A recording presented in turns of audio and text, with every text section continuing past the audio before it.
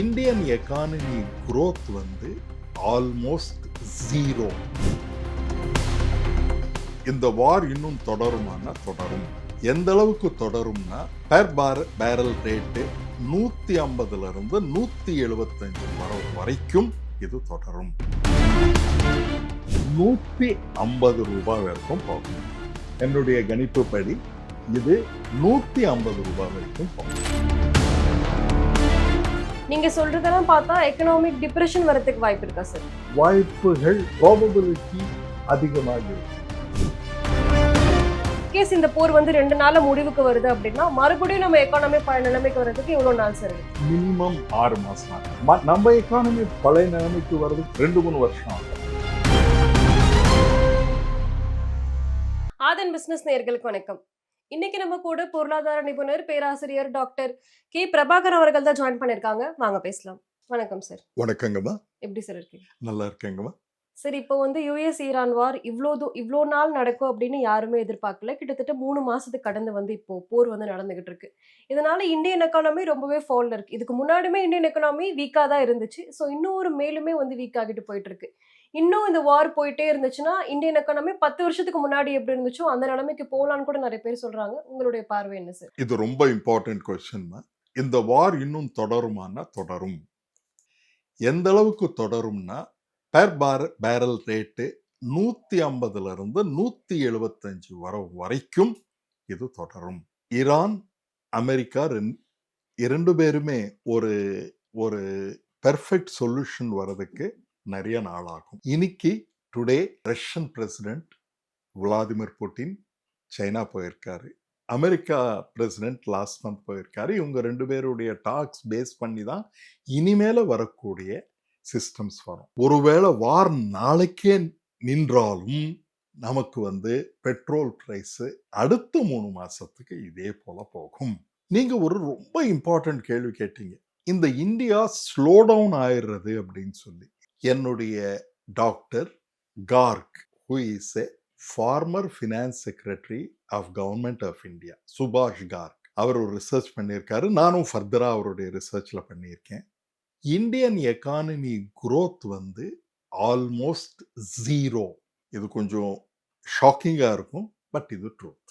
இது எப்படின்னா, நம்மளுடைய எக்கானமியை எப்படி கால்குலேட் பண்ணணும்னா நாமினல் பிரைசஸ்ல தான் கால்குலேட் பண்ணோம். நாமினல் பிரைசஸ்னா இப்போ ஜிடிபி, நம்மளுடைய டோட்டல் கூட்ஸ் அண்ட் சர்வீசஸ். இப்போ நான் போயிட்டு எல்லா மார்க்கெட்லையும் போய் என்னென்ன ப்ரைஸஸ் என்னென்ன ப்ராடக்ட்ஸ் இருக்குன்னு சொல்லி இது பண்ணி அதை பிரேஸ் பண்ணி எவ்வளோ கன்சம்ஷன் நடக்குது அப்படின்னு சொல்லி நம்ம கால்குலேட் பண்ணுறோம். இது வந்து நாமினல் ப்ரைஸஸ் அப்படின்னு சொல்கிறோம். ஆனால் இதில் வந்து இன்ஃப்ளேஷன் இருக்கு இல்லைங்களா? இந்த இன்ஃப்ளேஷன் இருக்கிறதுனால நம்ம என்ன செய்வோம், அதை வந்து அந்த இன்ஃப்ளேஷன் அமௌண்ட்டை ரெடியூஸ் பண்ணிடுவோம். அந்த ரெடியூஸ் பண்ணிட்டோம்னா நமக்கு வந்து ரியல் ஜிடிபி growth வரும். அதுதான் growth. லாஸ்ட் இயர் ஒரு கிலோ ரைஸ் 100 ரூபான்னு நினைச்சிங்க. இந்த வருஷம் அதே கிலோ ரைஸ் 110 ரூபாய் ஆயிடுச்சுன்னா இன்ஃப்ளேஷன் 10 ரூபாய் விலை ஏறிடுச்சு. ஆனா அதே 100 ரூபாய்க்கு கொடுத்தது இப்போ வந்து 50 ரூபாய்க்கு கொடுத்தாங்கன்னா நமக்கு வந்து growth ஆயிட்டு இருக்கும்னு அர்த்தம். இந்த மாதிரி சிம்பிளா புரிஞ்சுக்கலாம். இப்போ இந்த நாமினல் growth நம்ம இந்தியாவில் எவ்வளவு இருக்குன்னா 2012 இருந்து நம்ம பார்த்தோம்னா இப்போ as on today nominal growth approximately 9% இருக்கு.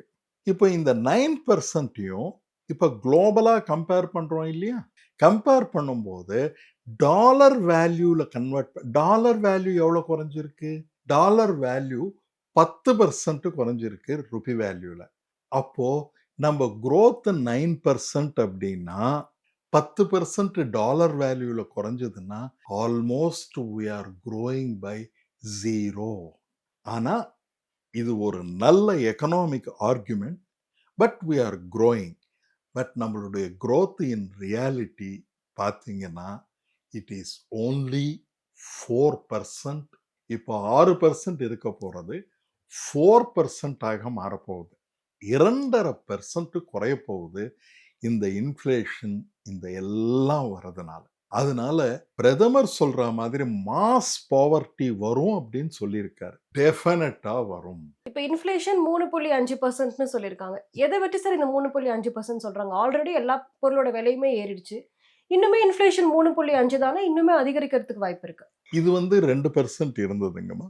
அது ஸ்லோவா 3.5% ஏப்ரல் ஃபிகர். இப்போ மே ஃபிகர் இந்த பெட்ரோலியம் பிரைசஸ் ம். எல்லாம் இன்க்ரீஸ் பண்ண பிறகு ஹோல்சேல் பிரைஸ் இண்டெக்ஸ். இப்போ நீங்க கேர்ஃபுல்லா கவனிக்கணும். ஹோல்சேல் பிரைஸ் இண்டெக்ஸ் இந்த மேனுஃபேக்சரிங் இன்புட்ஸ் இருக்கு இல்லையா, அதனுடைய காஸ்ட் எல்லாம் க்ரோ ஆகும்போது என்ன ஆகும்னா ஹோல்சேல் பிரைஸ் இண்டெக்ஸ் க்ரோ ஆகும்.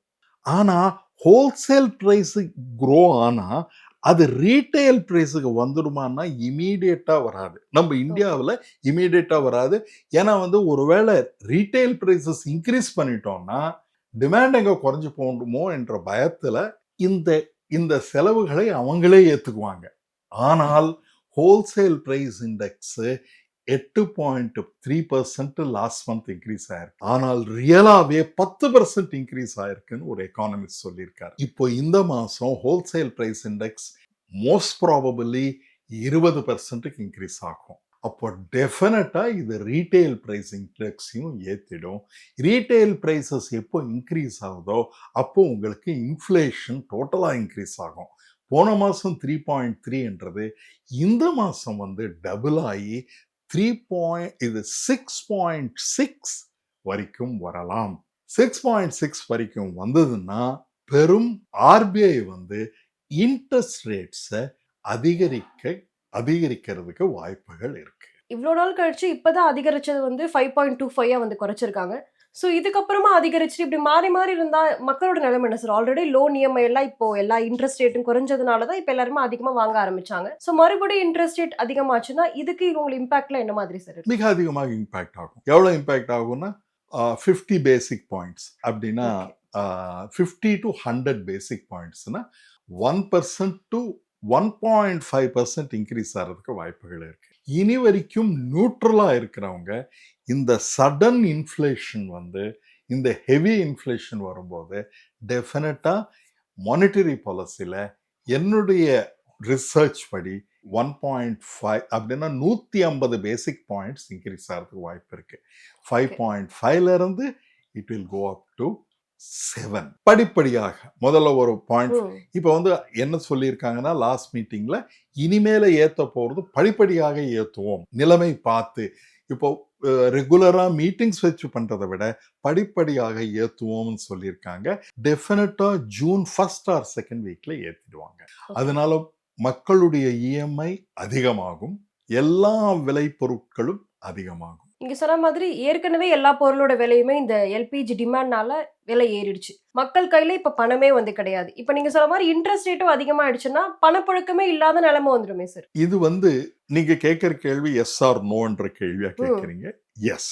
ஆனா இதுக்கு காரணம் என்ன அப்படின்னு கேட்டீங்கன்னா இந்த 15 வருஷமா நம்ம இனோவேட்டிவா எதுவுமே பண்ணல.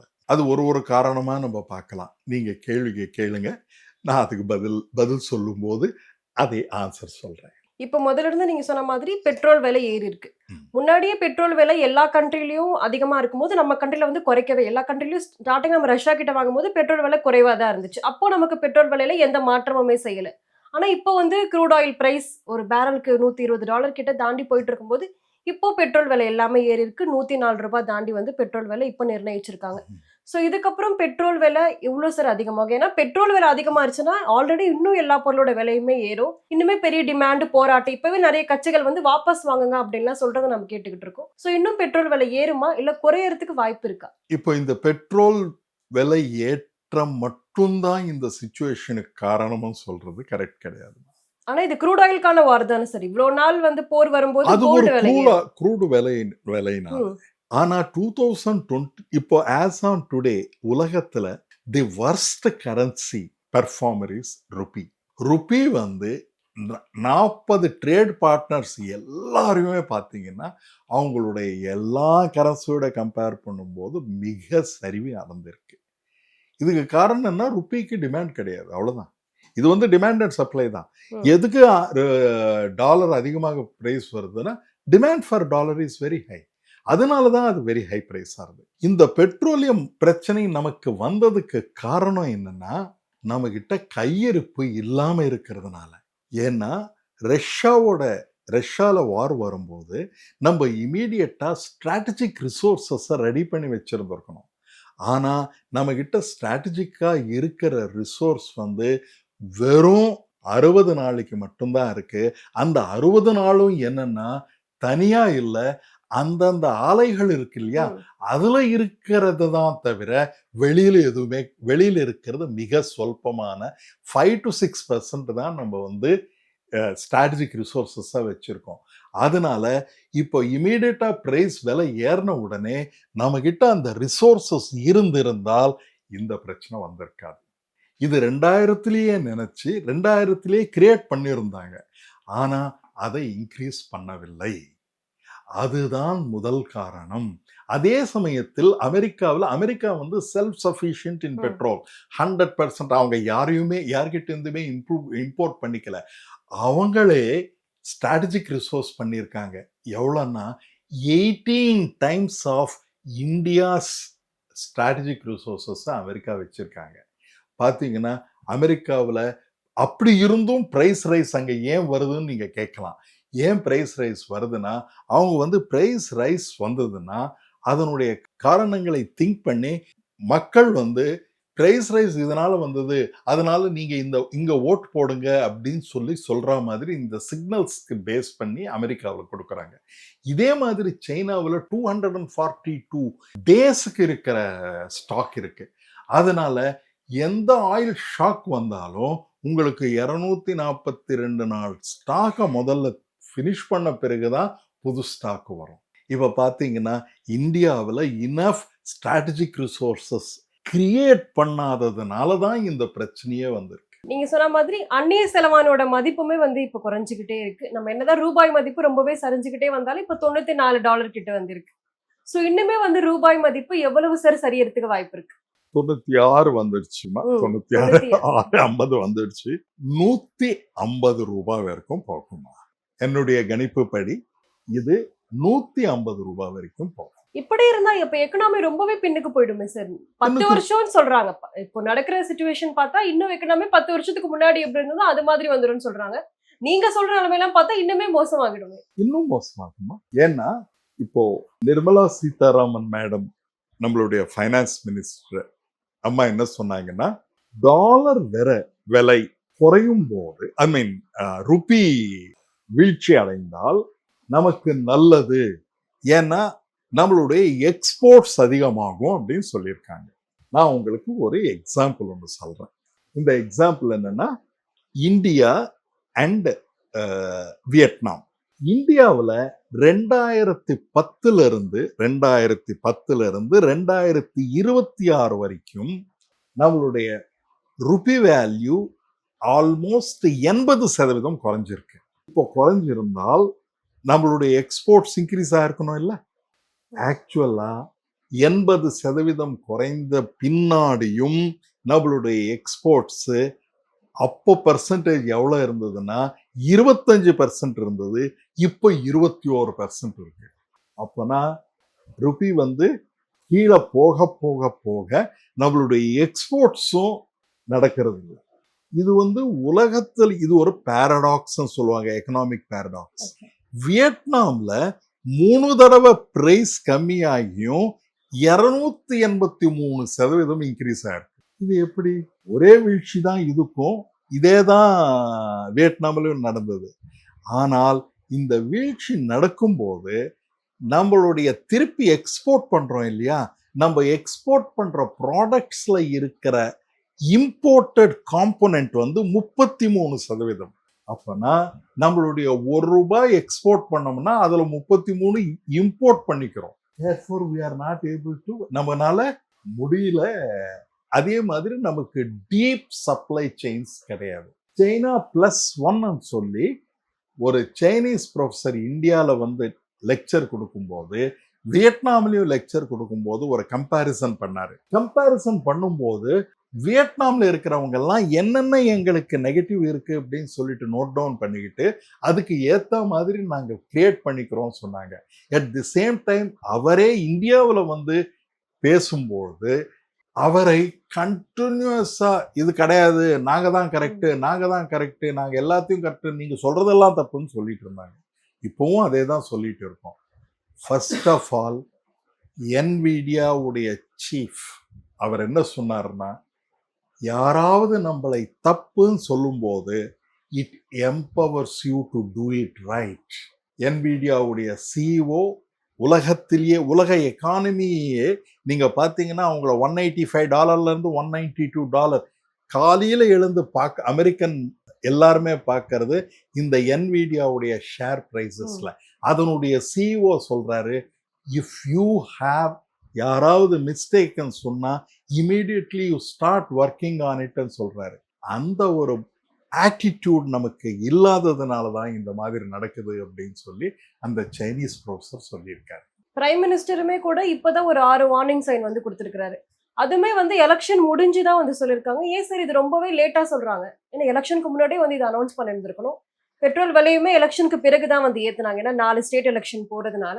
சோ நிலைமை கட்டுக்கடங்காம போயிட்டதுனால இப்ப அனௌன்ஸ் பண்றாங்களா, இல்ல நார்மலா இருக்குன்றது இப்போ ஒரு வார்னிங் சைனா வச்சுக்கோங்க அப்படின்னு இப்ப அனௌன்ஸ்மெண்ட் கொடுக்குறாங்க? இல்ல, இந்த அனௌன்ஸ்மெண்ட்ஸ் எல்லாமே எலெக்ஷன் பேஸ் பண்ணி தான் கொடுக்குறாங்க. 2024ல இருந்து 137 டேஸ் நாங்க ஃப்ரீஸ் பண்றோம் அப்படின்னு சொல்லியிருக்காங்க பிரைசஸ். ஆனால் அந்த பிரைசஸ் ஃப்ரீஸ் பண்ணி அது வந்து எலெக்ஷன்ஸுக்காக ஃப்ரீஸ் பண்ணியே வச்சிருந்தாங்க. இப்போ இமீடியட்டா இன்க்ரீஸ் எலெக்ஷனை பேஸ் பண்ணி எக்கனாமிக் டெசிஷன்ஸ் எடுக்கிறது உலகத்திலேயே நம்ம இந்தியா தான் ஒரே இடம். இப்போ வந்து பிரைஸ் அதிகமாயிடுச்சு. இப்போ வந்து எலெக்ஷன்ஸ் நம்ம வின் பண்ணிட்டோம், இனிமேல வந்து எந்த பிரைஸ் ஆவது ஏத்தனாலும் பரவாயில்ல அப்படின்னு சொல்லி நினைப்பது ஒரு கரெக்டான பொலிட்டிக்கல் டெசிஷன் கிடையாது. மக்கள் எப்பவுமே இதை மிக டொசைலா ஏத்துக்கிறதுக்கு வாய்ப்புகள் கிடையாது. ஏன்னா எல்லா இடத்துலையுமே இதுக்கு எதிர்ப்புகள் நிறைய அதிகமாக வருது.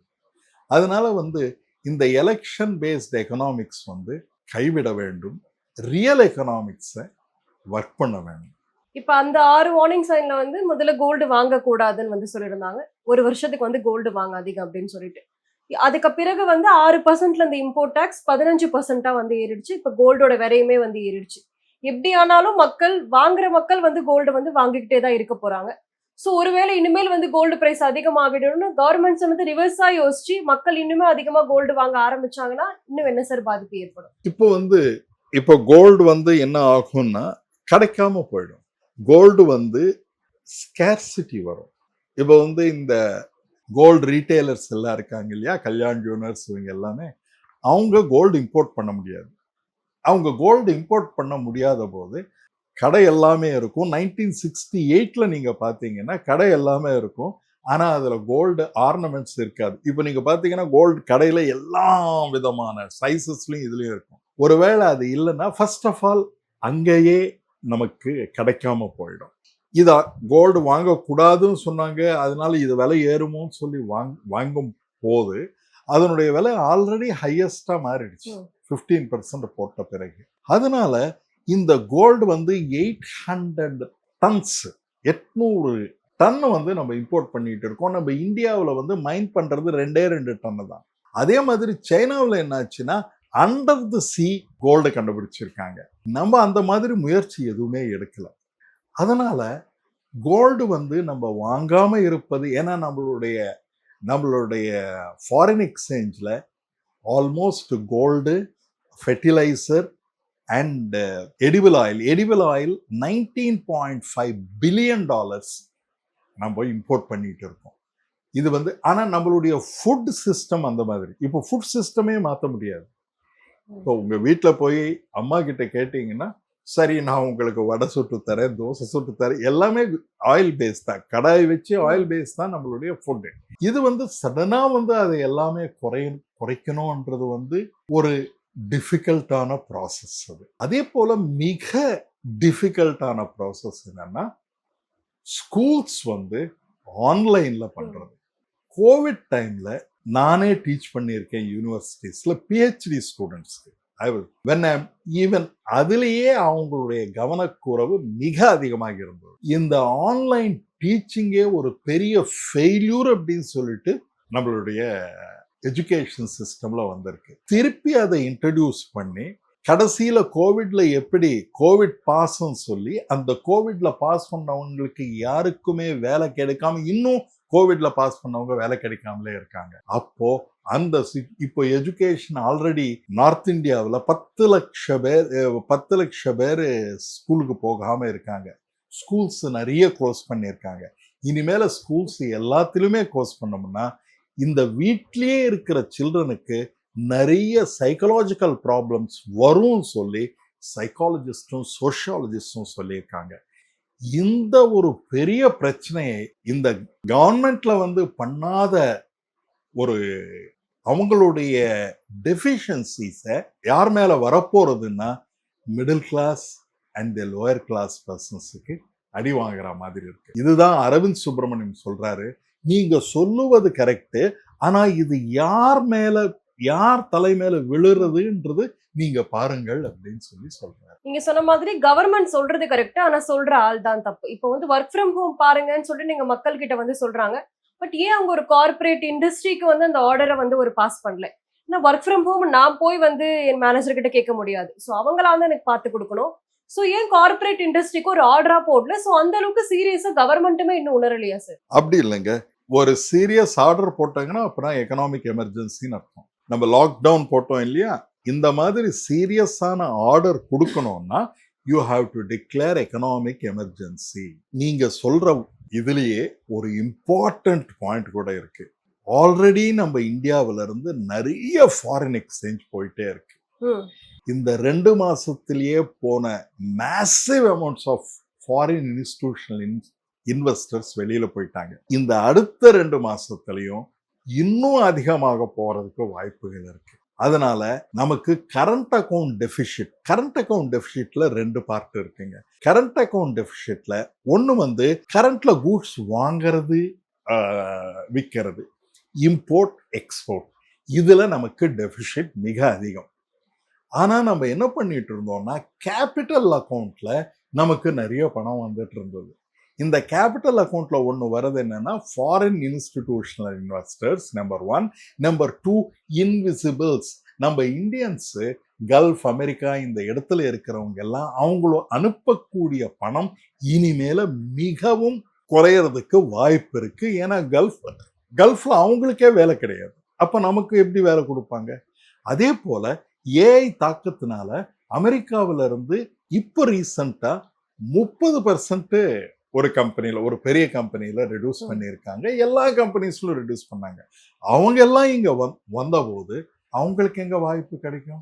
அவங்க திருப்பி நமக்கு அனுப்புறதுக்கு வாய்ப்பு கிடையாது. அதனால இந்த கேபிட்டல் அக்கவுண்ட்லயும் மிகப்பெரிய டெபிசிட் வருது. கரண்ட் அக்கவுண்ட்லயும் டெபிசிட் வருது, கேபிட்டல் அக்கவுண்ட்லயும் டெபிசிட் வருது. இந்த டெபிசிட் 1.3% ஆயிடுச்சு போன மாசம். இந்த மாசம் 2.6, 3% ஆஃப் ஜிடிபி வந்ததுன்னா இது மிக மோசமான நிலைமை அப்படின்னு சொல்றாங்க. நீங்க சொன்ன மாதிரி ஆர்டிபிஷியல் இன்டெலிஜென்ஸ் வந்ததுனால நிறைய பேருக்கு வேலை போயிட்டே இருக்கு. ஸோ இன்னும் எக்கானமி வீக்கா போயிடுச்சு அப்படின்னா இன்னுமே வேலை வாய்ப்புகள் பறிக்கிறதுக்கான நிறைய வாய்ப்புகள் இருக்கு. ஸோ ஃபிஸ்கல் டெபிசிட் இன்னுமே அதிகமாகுமா சார்? டெஃபினட்டா அதிகமாகும். இந்த ஃபிஸ்கல் ஏன்னா இது எக்ஸ்பெண்டிச்சர் அதிகமாகும் இல்லையா? ஆஸ் ஆன் டுடே 80 crore பீப்புளுக்கு நம்ம ரைஸ் ஃப்ரீயா கொடுக்குறோம் இல்லைங்களா? அதுதானே கவர்மெண்ட் ஆஃப் இந்தியா ஸ்கீம். அப்போ நம்ம poorer people மேக்ஸிமம் இருக்கிற கண்ட்ரி தானே இது. தேர்ஃபோர் 80% ஆஃப் த பீப்புளுக்கு ஃப்ரீ ரைஸ் கொடுக்குறீங்களா? போர் பீப்புளுக்கு தானே கொடுக்குறோம். அப்போ இது டெஃபினட்டா ஒரு சீரியஸ் சிச்சுவேஷன். நீங்க சொல்றதெல்லாம் பார்த்தா எக்கனாமிக் டிப்ரெஷன் வரதுக்கு வாய்ப்பு இருக்கா சார்? வாய்ப்புகள் ப்ராபபிலிட்டி அதிகமாக இருக்குங்க. டிப்ரெஷன்னா கண்டினியூஸா 2 quarters நெகட்டிவ் growth வந்தா டிப்ரெஷன் வர்றதுக்கு வாய்ப்புகள் இருக்கு. இப்போ ஆல்ரெடி ஸ்டாக்ஃப்ளேஷன்ல இருக்கும். ஸ்டாக்ஃப்ளேஷன்னா நம்மளுடைய இன்ஃப்ளேஷன் அதிகமாகுது, ஆனால் growth வரதே இல்லை. இந்த growth வராததுக்கு காரணம் நம்ம கிட்ட இனோவேஷன் கிடையாது. ஏஐ நம்ம டோட்டலா நம்ம பிக்சர்லயே கிடையாது. உலகத்துல எல்லாமே இப்போ நம்மகிட்டே இருந்து பணத்தை கொண்டு போய் அவங்க எங்க போடுறாங்கன்னா ஏஐல போடுறாங்க. அமெரிக்காவில் இருக்கிற ஏஐ கம்பெனிஸ்ல இன்வெஸ்ட் பண்றாங்க. சைனாவில் இருக்கிற ஏஐ கம்பெனிஸ்ல இன்வெஸ்ட் பண்றாங்க. நம்ம இந்த பிக்சர்லேயே கிடையாது. யூரோப்பியன் யூனியனே பிக்சர்ல அதிகமா இல்லை. அப்ப நம்ம இந்தியா எந்த எந்த அளவுக்கு லோயர்ல இருக்கு அப்படின்னு சொல்லி நீங்க பார்க்கலாம். 1 2 3 4 1 2 3 95% எடுத்துக்கிறாங்க மார்க்கெட்ல. இனிமேல ஃபோர்த்ல இருக்கிற நமக்கு எந்த விதமான ஏஐ நம்ம வந்து we are using AI, we are becoming a consumer of AI, but what we are not creator of AI. இந்த போர் வந்து 3 மாசம் கடந்து போய்கிட்டே இருக்கு. இந்த போர் எப்போ முடியும்னு யாருக்குமே தெரியாது. இன்கேஸ் இந்த போர் வந்து 2 நாள்ல முடிவுக்கு வருது அப்படின்னா மறுபடியும் நம்ம எக்கானமி பழைய நிலைமைக்கு வர்றதுக்கு எவ்வளவு நாள் சார் எடுக்கும்? மினிமம் 6 மாசம். நம்ம எக்கானமி பழைய நிலைமைக்கு வர்றதுக்கு நிறைய 2-3 வருஷம் ஆகும். பிரைசஸ் நாளைக்கு ரெடியூஸ் ஆச்சுன்னா, நாளைக்கு இனிமேல் போர் இருக்காதுன்னா இமீடியட்டா இந்த ரிப்பேர்ஸ் இதெல்லாம் பண்றதுக்கு மினிமம் 6 months ஆகும். அவங்களுடைய ப்ரொடக்ஷன் எல்லாமே இன்க்ரீஸ் பண்றதுக்கு. அதனால அந்த 6 months முடிஞ்ச பிறகுதான் இந்த பிரைசஸ் எல்லாமே ஏத்தின பிறகுதான் கல்ஃப் ஆஃப் ஹார்மூஸ்ல இருந்து வரும்போது, கல்ஃப் ஆஃப் ஹார்மூஸை விட இன்னொரு ஜலசந்தியும் இருக்கு. அதுல இருந்து நமக்கு நிறைய ஃபெர்டிலைசர்ஸ், நிறைய அதர் ப்ராடக்ட்ஸ் எல்லாம் வருது. அதுவும் கஷ்டமா இருக்கு வர்றதுக்கு. இப்போ வந்து கல்ஃப் ஆஃப் ஹார்மூஸ்ல 20% ஆஃப் த வேர்ல்டு இது அதுல இருந்து வருது. ஆனா இந்தியாவில் 60% வந்து கல்ஃப் ஆஃப் ஹார்மூஸ்ல தான் இருக்கு. அதனால நமக்கு தான் பெரிய பிரச்சனையாக இருக்கும். இப்போ எல்பிஜியோட பிரைஸுமே ஏறிக்கிட்டு இருக்கு. ஸோ மக்கள் வந்து ஏதாச்சும் முன்னாடியே முன்கூட்டி ஏதாச்சும் ஏற்படுத்தி ப்ரிகாஷன் செஞ்சு வைக்கணும் அப்படின்னா என்ன மாதிரி சார் சொல்லுவாங்க? ஒன்றும் உங்களுடைய சேவிங்ஸும் ரொம்ப கேர்ஃபுல்லாக சேவ் பண்ணணும். ஆடம்பரமான செலவுகளை நிறுத்த வேண்டியது மிக கட்டாயமாகிடும். ஆனால் 90% of Indians are earning less than 15,000 rupees per month. Already இவங்க வாழ்றதே ஹேண்ட் டு மவுத் எக்ஸிஸ்டன்ஸ் தான். இன்னும் நீங்க செலவு பண்ணாதீங்க அப்படின்னு சொல்லும்போது அவர்களால் middle class and lower middle class இந்த 95% ஆஃப் த பீப்புள் என்ன நடக்கும்? அடுத்தது இந்த கம்பெனிஸ்க்கு எல்லாமே 35% டேக்ஸ்ல இருந்து 25% டேக்ஸ் பண்ணியிருக்கோம். அந்த எம்என்சிஸ் யாருமே இன்வெஸ்ட் பண்றதில்ல. ஏன் இன்வெஸ்ட் பண்றதில்லைன்னு சொல்லி நம்ம ஃபைனான்ஸ் மினிஸ்டர் மேடமே கேட்குறாங்க. அவங்க இன்வெஸ்ட் பண்றதில்ல. இன்வெஸ்ட்மெண்ட் வரக்கூடியது எல்லாமே மீடியம் அண்ட் ஸ்மால் என்டர்பிரைசஸ். அவங்க இன்வெஸ்ட் பண்றதுக்கு பயப்படுவாங்க. ஏன்னா நம்மளுடைய கண்ட்ரியில 92% of the people are informally employed. Informal சின்ன ஆர்கனைசேஷன் தான். இப்போ as on today youngsters unemployment 60% ஆயிரும். இன்னும் நம்ம வந்து குரோத்தை குறைச்சோம்னா நம்ம வந்து இந்த 60%ல இந்த அன்எம்ப்ளாய்மெண்ட் இன்னும் அதிகமாகும். எப்படி அதை கையாளுவது என்றது வந்து ஒரு மிக கொஸ்டினாக இருக்கும். நீங்க சொன்ன மாதிரி பெட்ரோல் விலை 150 ரூபாய்க்கு போகும்னு சொல்லிருந்தீங்க. பெட்ரோல் விலை இப்போ 150 ரூபாய்க்கு போச்சு அப்படின்னா க்ரூட் ஆயில் பிரைஸ் குறைஞ்ச பிறகு பெட்ரோல் விலையை குறைப்பாங்களா இல்ல அப்படியே மெயின்டைன் பண்ணுவாங்களா சார்? நம்ம இந்தியாவில் பெட்ரோல் விலை குறைந்த போது கூட நம்மளுடைய பெட்ரோல் விலை குறைக்கவில்லை. பம்ப் பிரைஸ்ன்னு சொல்லுவாங்க. அமெரிக்காவில் வந்து பம்ப் பிரைஸ் இல்லை throughout the world pump பிரைஸ்ன்னு சொல்லுவாங்க. எப்பப்பெல்லாம் குறையுதோ அப்பெல்லாம் குறைச்சிருக்கணும், எப்பப்பெல்லாம் ஏறுதோ அப்போ ஏற்றிருக்கணும். எப்பப்பெல்லாம் ஏறுதோ அப்படியே வச்சிருந்தாங்க. அதனால அப்ராக்சிமேட்லி இந்தியன் கவர்மெண்ட்டுக்கு இந்த ஆயில் மார்க்கெட்டிங் கம்பெனிஸ்க்கு 80 லட்சம் கோடி ப்ராஃபிட் வந்திருக்கு. அப்போ வந்து ப்ரைஸ் ப்ரொடியூஸே பண்ணலை. இப்போ ரெடியூஸ் பண்ணாததுனால இப்போ இதனால லாசஸ் வருது, நாங்கள் ப்ரைஸஸ் இன்க்ரீஸ் பண்ணோம்னா மக்கள் எந்த அளவுக்கு இந்த பாயிண்ட் ஏற்றுக்கொள்வார்கள் என்றது ஒரு பெரிய கொஸ்டின் மார்க்காக தான் இருக்கு. இந்த பிரச்சனை எல்லாம் போயிட்டு இருக்கிற இப்போ சிஎம் வந்து நிறைய வாக்குறுதிகள் வந்து கொடுத்திருந்தார் எலெக்ஷனுக்காக. அதுல வந்து வருஷத்துக்கு 6 சிலிண்டர் கொடுக்குறேன் அப்படின்னு சொல்லியிருந்தாங்க. பிறந்த குழந்தைக்கு வந்து கோல்டுமே கொடுக்குறேன்னு சொல்லியிருக்காங்க. ஸோ இது எந்த அளவுக்கு இப்ப இருக்கிற சூழ்நிலையில சாத்தியம்? இது சாத்தியமே இல்லைங்க. ஏன்னா வந்து நம்ம தமிழ்நாட்டில் இருக்கிறது 1.3 crore ஃபேமிலிஸ் இருக்காங்க. 7 கோடி பீப்புள் இருந்தாலும் 1.3 ஃபேமிலிஸ் இருக்காங்க. 1.3 families multiplied by 6 cylinders. 6 cylinder price இப்படியே இருக்குமா, 1200 இருக்குமா தெரியாது. 1000 rupees வச்சுக்குவோம். 1000 rupees வச்சுக்கிட்டோம்னா 6,000 பெர் ஃபேமிலின்னா 6,000 into 1 crore கால்குலேட் பண்ணிக்கோங்க. 6,000 into 1 crore எவ்வளோ ஆகுது? ஆல்மோஸ்ட் 60,000 கோடி வருது. அதே போல அந்த மோதிரம் கொடுக்கறது, கல்யாணத்துக்கு ஒரு சவரம் இல்லையாமா, ஒரு சவரம் தாலிக்கு ஒரு சவரம் கோல்டும் ஒரு பட்டு புடவையும் கொடுக்குறேன்னு சொல்லியிருக்காரு. ஒரு சவரன் கோல்டு அப்ராக்சிமேட்லி 15,000 ருபீஸ். நான் கால்குலேட் பண்ணதுல number of marriages that happen in Tamil Nadu is approximately 40 lakhs. 40 லட்சம் பேருக்கு 40 லட்சம் கல்யாணங்கள் நடக்கும்.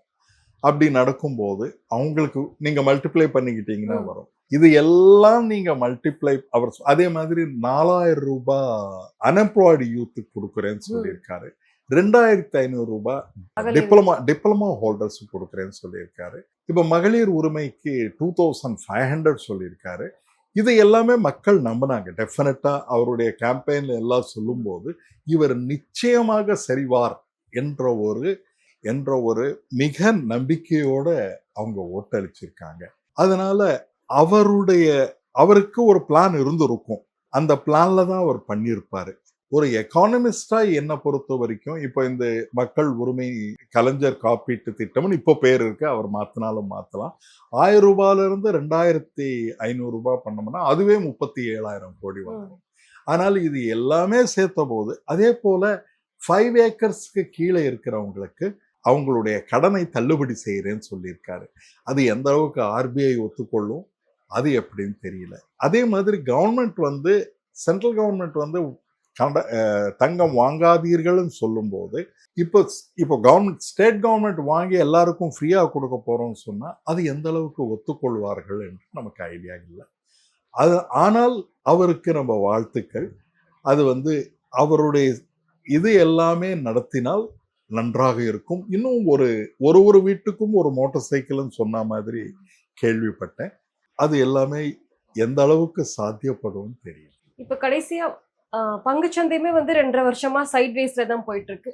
ஸோ எஃப்ஐஐஸ் வெளியே போயிட்டே இருக்காங்க. ஆனா இன்னொரு பக்கம் டொமஸ்டிக் இன்வெஸ்டர்ஸ்னாலதான் அவங்க தான் மார்க்கெட்டை இப்ப தாங்கி பிடிச்சிக்கிட்டு இருக்காங்க. அதனாலதான் இப்ப இருக்க மார்க்கெட் சைட் வேஸ்ல இருக்கு. ஆனா எவ்வளவு நாள் டொமஸ்டிக் இன்வெஸ்டர் கையில பணம் இருக்குன்னு கேட்டா இல்லைன்னு சொல்ல முடியாது. எப்ப அவங்க மார்க்கெட்டை விட்டு போலாம். ஸோ பங்குச்சந்தையோட நிலைமை என்ன சார்? பங்குச்சந்தையோட நிலைமை இது டெஃபினட்டா ரெஃப்ளெக்ட் ஆகிடும்.